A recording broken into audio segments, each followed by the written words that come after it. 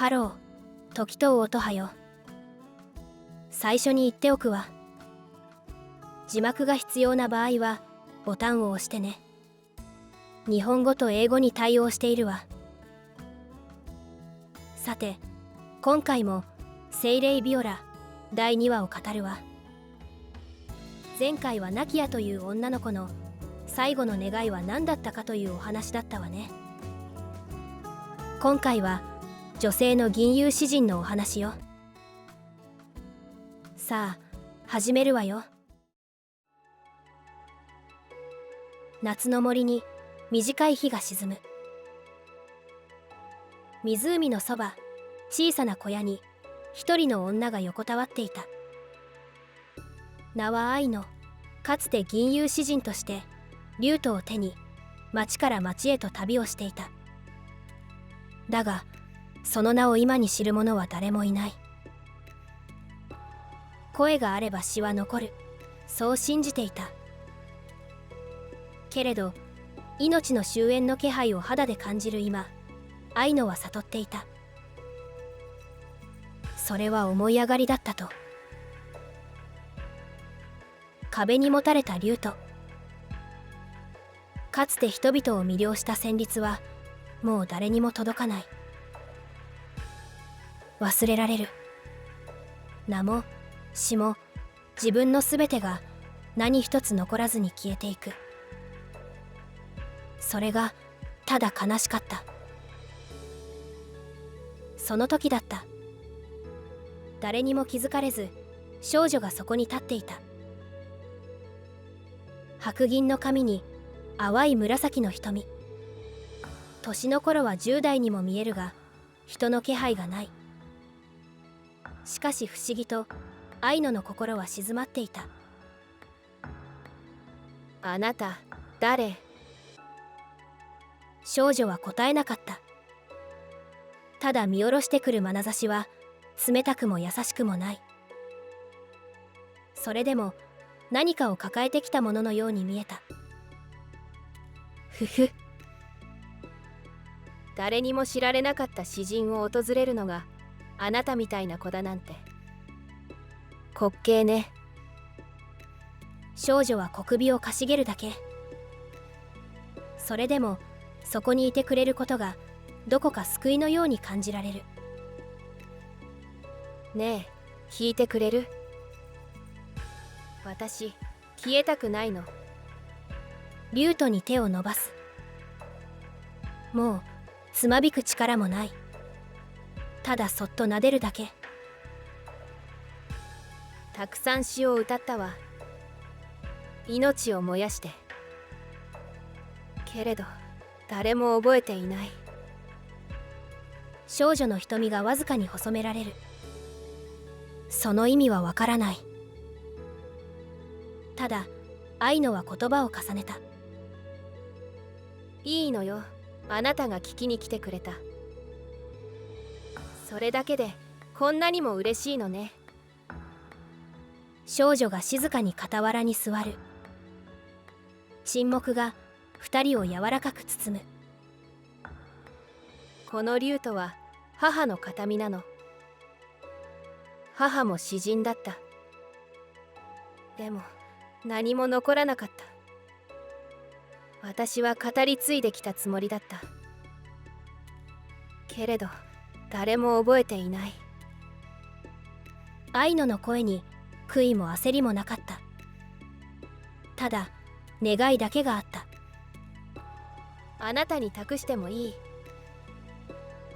私の詩を、声を、思いを、この命の証を。少女の瞳が見開かれ小さくうなずく。分かった。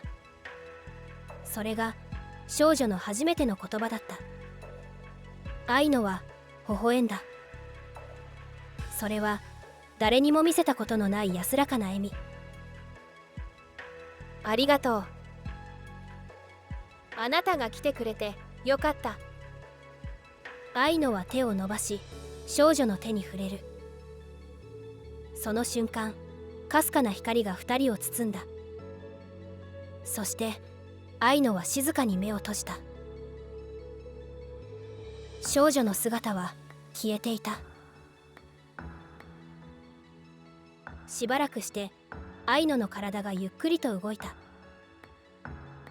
ベッドから立ち上がり、リュートを手に取って椅子に腰掛ける。窓の外、湖の水面を見つめながらつまびく。詩が旋律に乗って紡がれる。意味はわからないけれど、確かにそこにはビオラがいた。灯火は消え、声は届かず、名もなき者が風に託す忘れられぬ者の名を。ビオラは指を止めた。その手の中に愛野の記憶が宿っていた。何度か握り開いてみる。その感触がどこか不思議だった。リュートを背負い小屋を出る。夜の森の中へ歩き出す。愛野、あなたの生きた証は私が受け取った。私はこれからあなたと共に生きる。意味は理解していない。ただそれが胸に灯火のような温かさを与えた。これが嬉しいということ。わからないままにただそうつぶやく。行くよ愛野。あなたが見られなかった景色、人の営みを私が見る。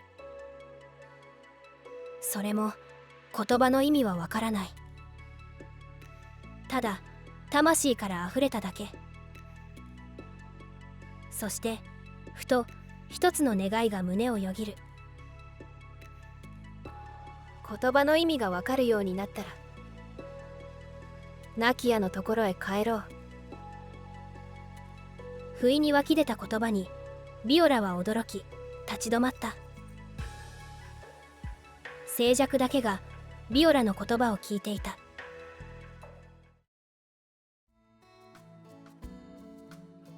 思えばビオラはナキヤから名前をもらったのね。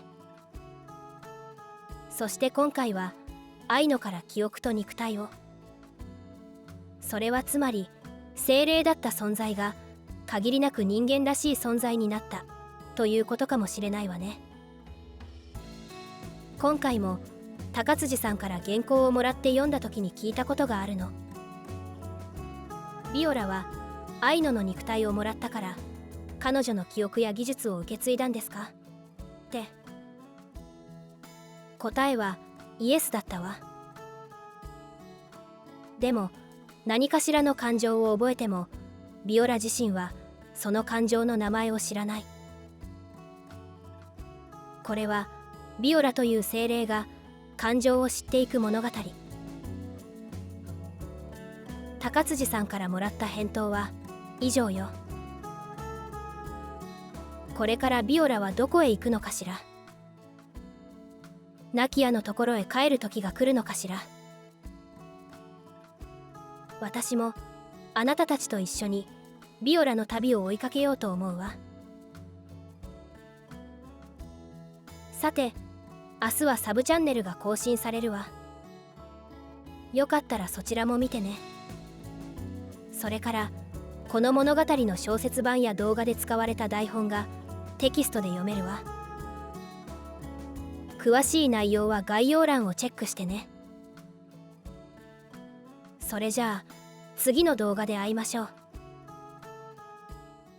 またね。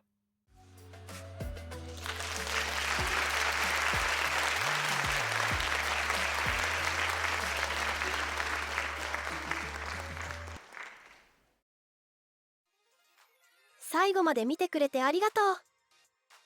チャンネル登録や高評価、コメントをしてもらえると嬉しいわ。私たちの SNS は概要欄に載っているから、よかったらチェックしてみてね。高辻さんの小説版テキストもあるから、そちらもぜひ読んでみて。